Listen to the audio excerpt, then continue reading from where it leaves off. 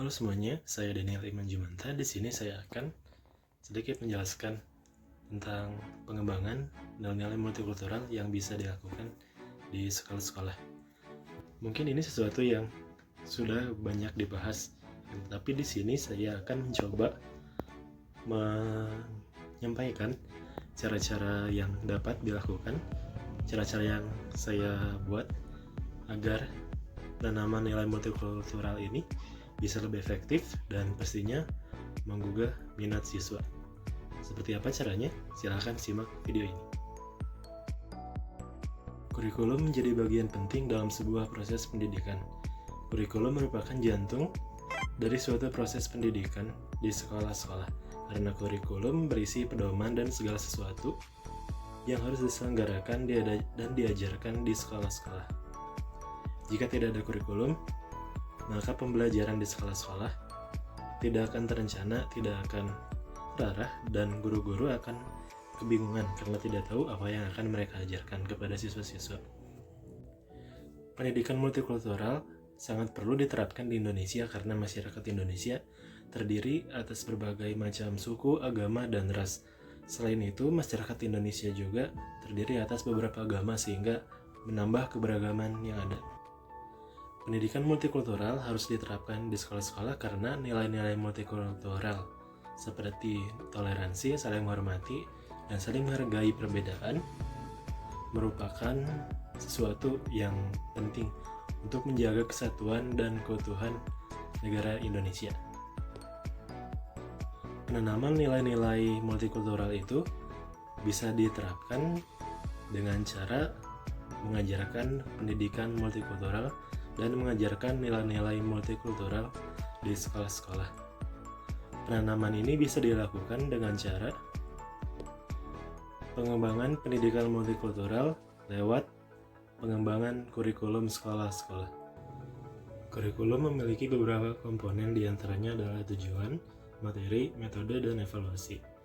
Cara pengembangan lewat kurikulum sekolah ini bisa dilakukan lewat penentuan materi yang diajarkan, metode pembelajaran, dan evaluasi pembelajaran yang dilakukan di sekolah-sekolah. Materi yang diajarkan mencakup pengetahuan-pengetahuan tentang multikultural secara umum dan multikultural di Indonesia. Materi seperti itu sudah diajarkan dalam mata pelajaran pendidikan kewarganegaraan mulai dari SD sampai perguruan tinggi. Maka dalam hal materi tinggal menambahkan materi tentang multikultural yang dihubungkan dengan isu-isu multikultural yang sedang terjadi saat ini. Yang harus dikembangkan agar penanaman nilai multikultural bisa lebih efektif dan mengasihkan bagi siswa adalah pengembangan dalam metode pembelajarannya. Metode pembelajaran yang digunakan tidak hanya menggunakan metode penjelasan oleh guru, tapi bisa juga lewat belajar kelompok untuk mendiskusikan isu multikultural yang ada dan ikut menjadikan siswa sebagai orang yang menjelaskan materi multikultural yang diketahuinya.